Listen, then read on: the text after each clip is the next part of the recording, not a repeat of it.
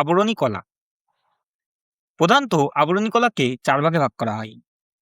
1. সরল আয়সাকার বা সিম্পল স্কোয়ামেস আবরণী কলা। 2. স্ট্র্যাটিফাইড স্কোয়ামেস বা স্তরীভূত শল্কাকার আবরণী কলা।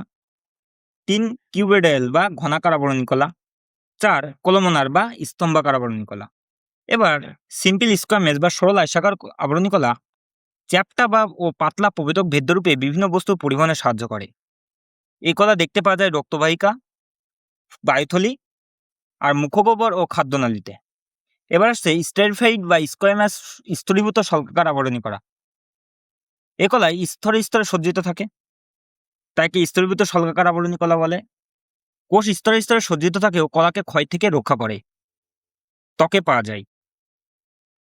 এবার আসছে ঘনাকাল বা কিউবয়েডাল ঘনাকার আবরণী কলা।